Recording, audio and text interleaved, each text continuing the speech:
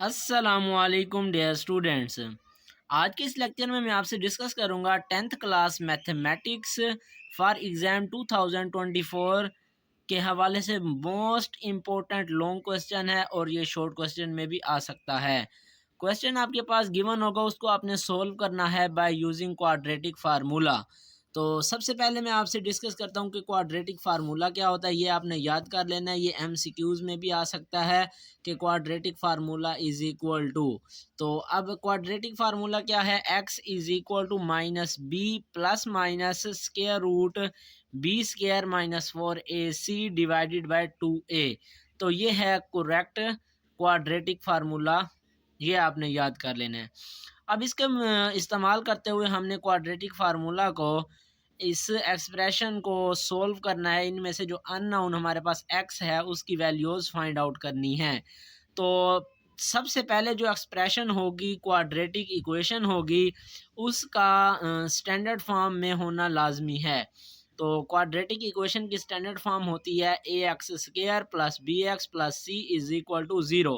तो अब ये देख लो, हमारे पास ए की जगह पर कोई रियल नंबर आ गया, फिर एक्स स्क्र प्लस आ गया, बी की जगह पर रियल नंबर आ गया और एक्स आ गया प्लस, सी कांस्टेंट की जगह पर कोई नंबर आ गया इक्वल टू ज़ीरो। तो ये हमारे पास सवाल था डायरेक्ट, पहले ही क्वाड्रेटिक इक्वेशन की जर्नल फॉर्म या स्टैंडर्ड फॉर्म में गिवन है। अगर ये गिवन ना होता तो सबसे पहले हम उस इक्वेशन को इस स्टैंडर्ड फॉर्म में या जर्नल फॉर्म में लेकर आते, फिर इसको आगे जो सोल्व करने का तरीका वो सेम ही होगा। अब क्योंकि हमने क्वाड्रेटिक फार्मूला की मदद से इसको सोल्व करना है, तो सबसे पहले जो एक्स स्क्वायर के साथ कोएफिशिएंट होगा तो वो हमारे पास ए की वैल्यू होगी।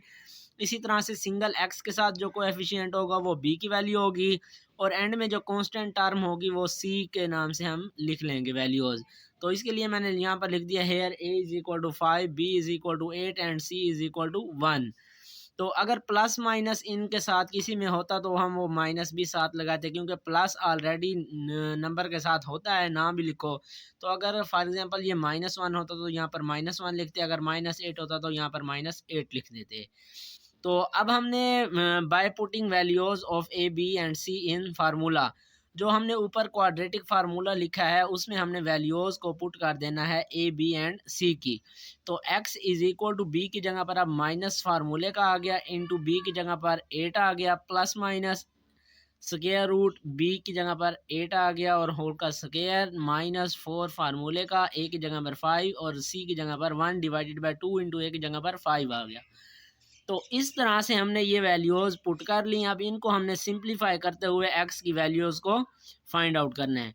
तो x is equal two plus minus -8 हो गया, प्लस माइनस आ गया, 8 का स्क्वायर हमारे पास 8 मल्टीप्लाइड बाई 8 64 आ गया, माइनस आ गया 4 5 द 20 21 द 20 आ गया। तो 64 minus 20 divided by 2 multiplied by 5 10 हो गया।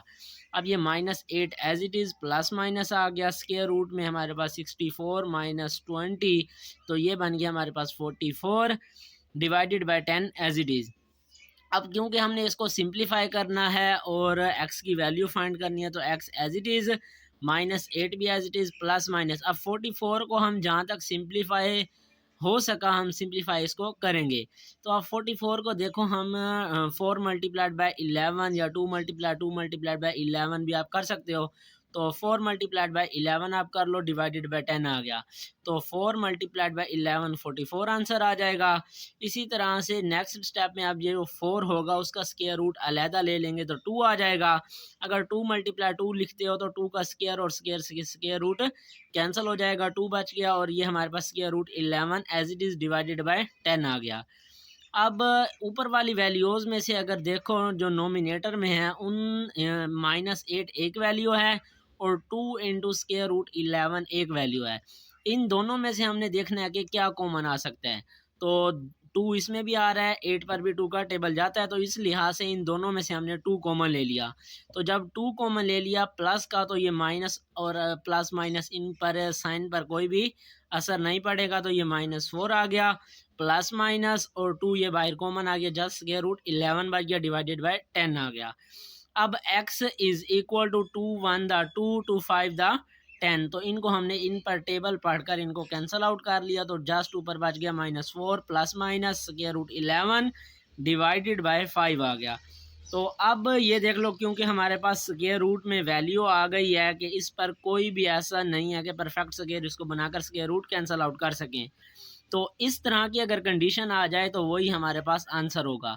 अगर फॉर एग्जांपल इसकी जगह पर कोई ऐसा नंबर आ जाता है जो परफेक्ट स्क्वायर रूट हो, तो फिर उसको हम स्क्वायर रूट से इसका कैंसिल आउट करके जस्ट नंबर लगा लेंगे।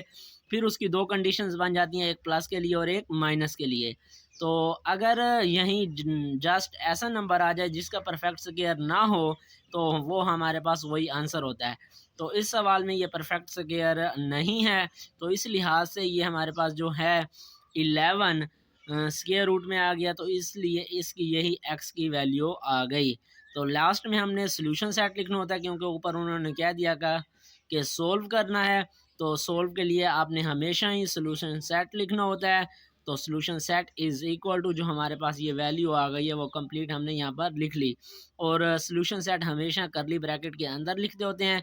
तो ये -4 प्लस माइनस के रूट 11 डिवाइडेड बाय 5 इसका आंसर आ गया।